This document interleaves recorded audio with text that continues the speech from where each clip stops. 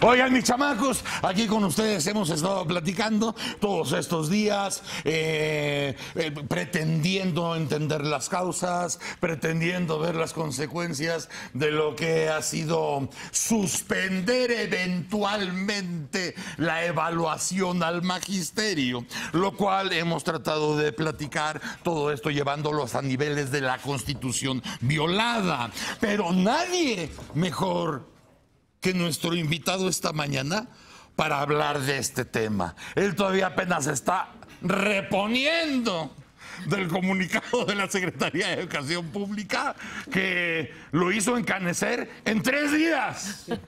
Claudio X González. Querido profe, ¿cómo estás? Muy bien. Buen día. Oye, bienvenido. Sí, no, ya no nada más estoy encaneciendo, se me está cayendo, pero de volada el pelo con este anuncio, de veras, no estoy muy triste, muy sorprendido. Eso es muy importante que le expliques a la gente, sí, porque nosotros podemos platicar en la mejor intención de que las cosas queden claras, pero estos asuntos tú los has estado peleando años, años. O sea, ya pasaste por todos los filtros que tenías que pasar desde las primeras madrizas, desde que estaba el Bester, desde esos tiempos.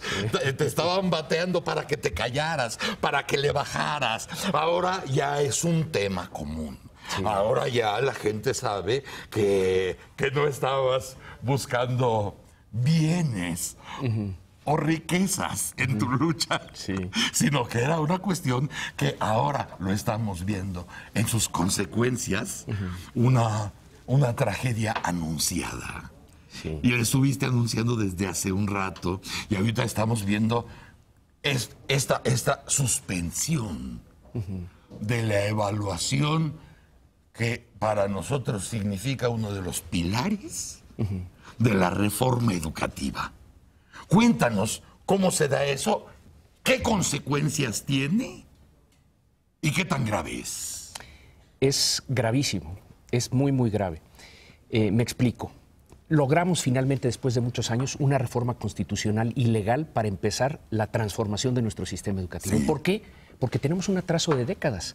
Un mexicano en promedio estudia hasta el segundo de secundaria.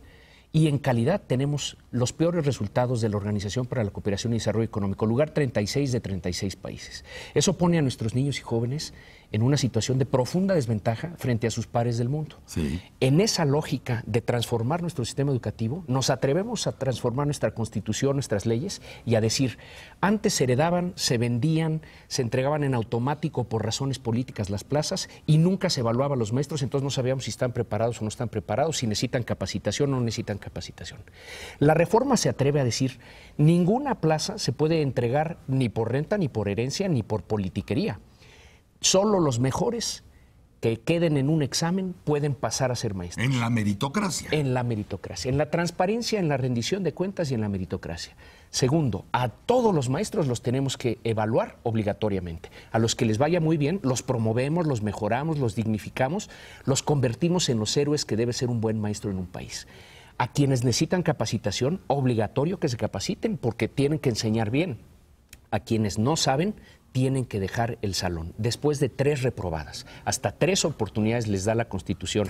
3. Y además no los saca del magisterio, los saca del salón y los pone en un trabajo administrativo para que no pierdan sus prerrogativas ganadas. Bueno, entonces no hay una afectación laboral, pero sí hay la medición de cómo está nuestro magisterio, porque toda la experiencia internacional, Grosso, nos dice esto. Si tienes buenos maestros y directivos, tienes calidad educativa.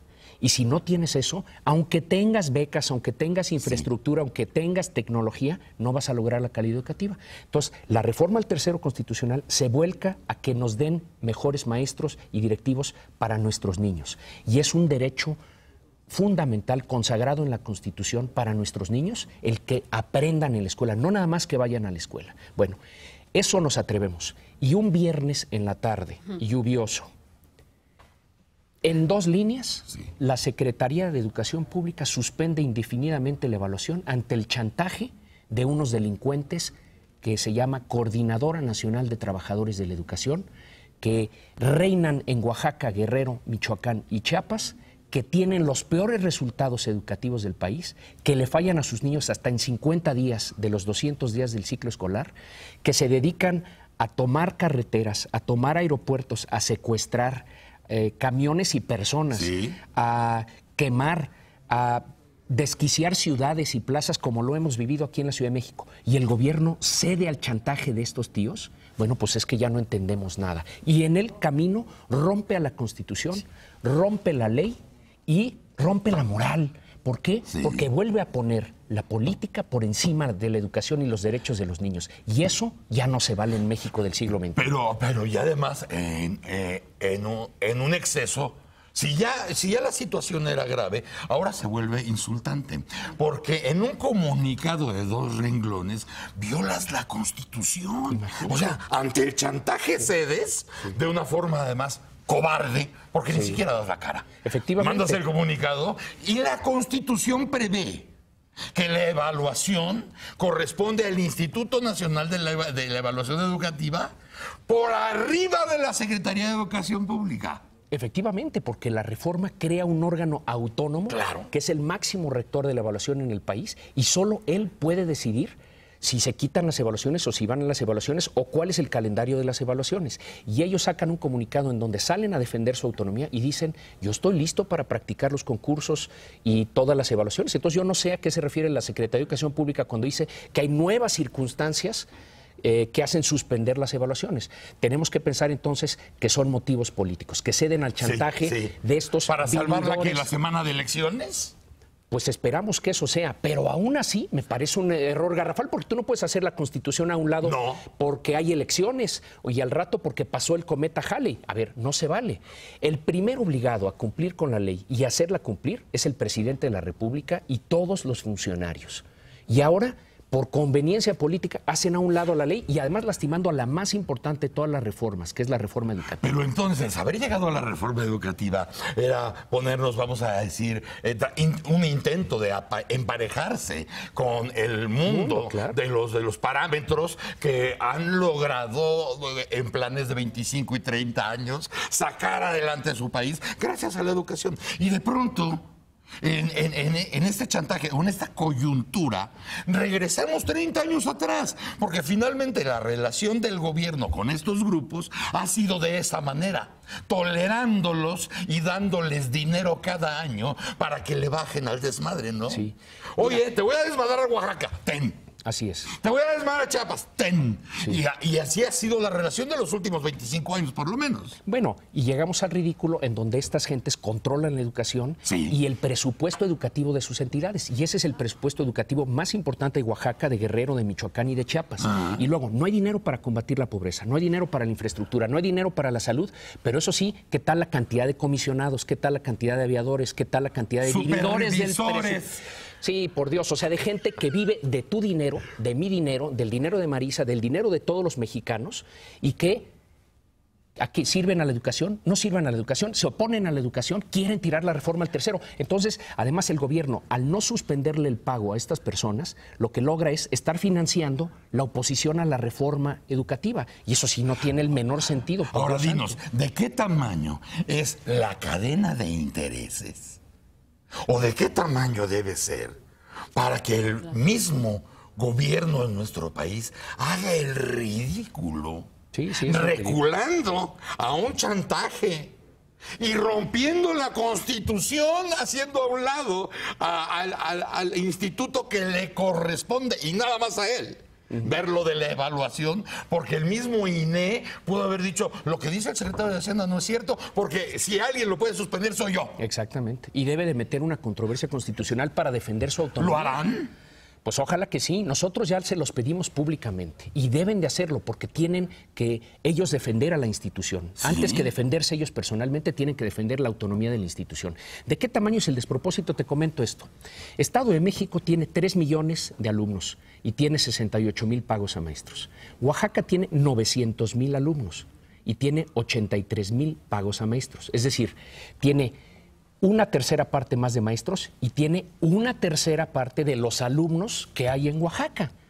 ¿Cómo te explicas? Ahí hay decenas de miles de personas que no están sirviendo a la educación. La relación entre maestro, alumno en Oaxaca es de 11.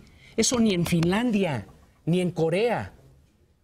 Entonces, ahí está lleno de vividores. Y Guerrero y Michoacán es igual. Entonces, es un despropósito. Estamos tirando el dinero, estamos financiando a la oposición, estamos cediendo al chantaje de un grupo delincuencial. Hay que decirlo tal cual. Y poniéndole nombres a las cosas, si ya estamos viendo con cierta preocupación que el gobierno no está teniendo los tamaños para hacer valer lo que estaba cantando como un trofeo, las reformas estructurales, de hondo calado, que iban a transformar a nuestro país, y las traicionan con una gente embravecida y echada para adelante, donde ya ha advertido que además del pliego petitorio, que es inaceptable por donde lo veas, además boicoteará las elecciones como una cosa aparte. Sí. ¿Qué tanto tiene que ver también el sindicato? Sí. El CENTE, porque, perdóname que yo lo diga, pero en mi apreciación, Juan Díaz está jugando muy bien a la mosquita muerta. Definitivamente. Mira, ellos no son tan beligerantes, no toman carreteras, no queman, no secuestran, pero sí le están haciendo la vida imposible, sobre todo a nivel local, a las reformas. Miles de plazas que se debieron haber concursado en los últimos años se le han entregado a personas que eran comisionados, que eran aviadores, que andaban rondando por ahí, y les dieron a ellos las plazas en lugar de concursarlas. Están jugando chueco también los del sindicato y no se quieren modernizar. Aquí la pelea no nada más es para salvar la reforma educativa, es para salvar todas las reformas, y yo diría que es un pleito entre el México premoderno, que está representado por la Coordinadora Nacional de Trabajadores de Educación y el Sindicato Nacional de Trabajadores de Educación. Los dos son ese México premoderno, y el México transparente, meritocrático, de rendición de cuentas, de calidad educativa, que quiere crear la reforma al tercero constitucional. Y lo que es increíble es que el gobierno ceda y caiga del lado del México premoderno, del México corrupto y chantajista. Eso ya no se vale, y corporativista. El gobierno tendría que estar defendiendo con todas las garras y las uñas que la ley le da la vanguardia. Efectivamente. O sea, lo que viene... Oye, y se dice en un gobierno eficaz. No parece serlo, que mueve a México. Hay que preguntarse en qué sentido está moviendo a México, para adelante o para atrás. ¿Al precipicio? Porque aquí parece que van para atrás. Y en ese sentido, nosotros hemos lanzado una campaña y necesitamos que se muestre músculo ciudadano. Porque ante estas crisis, que también son oportunidades, nos tenemos que crecer los ciudadanos. Porque yo no creo en los países de gobiernos, yo creo en los países de ciudadanos. Y los ciudadanos tenemos que aquí decir: si el gobierno cede, nosotros ni un paso atrás. Y por eso en mexicaноsprimero.org invitamos a todo mundo a firmar. Ya van más de 32,000 mexicanos que lo han hecho en los últimos 4 o 5 días. Casi 33,000 hoy en la mañana. Bueno, pues por favor que firmen, porque nos tenemos que pronunciar. Y te quiero comentar, ya nos amparamos. Presentamos un amparo antier en la noche.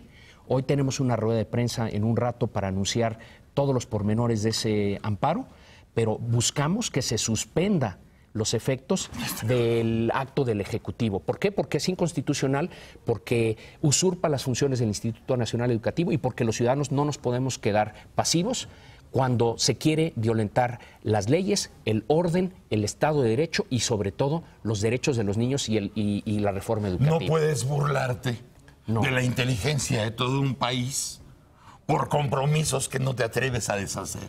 Efectivamente. Y hacer firme en la aplicación de la ley. Tienen que aplicar la ley. Pues de eso se tiene que agarrar, y además están obligados a cumplir con la ley ellos, ¿no? Con la reforma educativa. Y de veras tenemos que hacer algo en relación a Oaxaca, Guerrero, Michoacán y Chiapas, porque no se pueden quedar atrás esos estados. Están muy lastimados. Son los que están más atrás de México en educación y en todos los factores, y es ahí donde más se necesita la reforma. Entonces no puede ceder el gobierno, ni podemos ceder los ciudadanos, Ya no podemos ver nada más al gobierno como el único actor en el país. Tenemos que meternos los ciudadanos. Y además volvemos una vez más, estamos ante esta gran problemática, esta gran crisis que le puede representar otra vez una gran oportunidad al gobierno para que finalmente se legitime. Sí. O sea, si logras poner en orden con la ley en la mano, desde luego, todo lo que representa los intereses de la educación en este país, entonces podrás con lo otro. Porque imagínate, si ahorita te estás asustando y se te van las naguas para arriba porque la gente te ladra, imagínate cuando lo haga el Romero de Champs. Sí. Se puede venir abajo la energética, la de anticorrupción, la de transparencia, todas se pueden venir abajo. Entonces hay que firmar en mexicaноsprimero.org. Efectivamente, ahí hay que firmar. Tenemos que pronunciarnos los ciudadanos. Nosotros no nos podemos dejar. Es demasiado importante la oportunidad histórica de empezar a transformar nuestro sistema educativo y no puede ceder ante ninguna coyuntura electoral, ni tampoco ante la mezquindad de los políticos y la cobardía de los políticos. Nosotros tenemos que ir para adelante. Así es. Hemos sobrevivido a las coyunturas y al trabajo de alchilazo. Ahora está la oportunidad de tener un plan de vida más allá de un sexenio que puede terminar, sino pensar México a 30, a 40, a 50 años, como lo han hecho los países que han podido avanzar un paso o dos en su historia. Claudio. Querido Broso. Mexicaноsprimero.org. Hay que firmar. Por favor. Y te voy a decir, vamos a ganar, porque la Constitución está de nuestro lado, la ley está de nuestro lado, la justicia está de nuestro lado, los derechos de los niños están de nuestro lado. Es más, ya no queda de otra. No queda de otra. Ya hay no que queda ganar. de otra, hay que ganar. Muy bien. Gracias, Querido Claudio. Grosso, muchas Claudio gracias. X González, Mexicanos Primero. Señora, muchas gracias. Muchas gracias. Doctor, muchas gracias. Gracias a Claudio. Gracias a ustedes, chamacos. Mañana a las 6:30, sin falta, estaremos viéndonos, lo quieran o no, por Foro TV. Si tienen tele, ahí se ven. ¡Órale!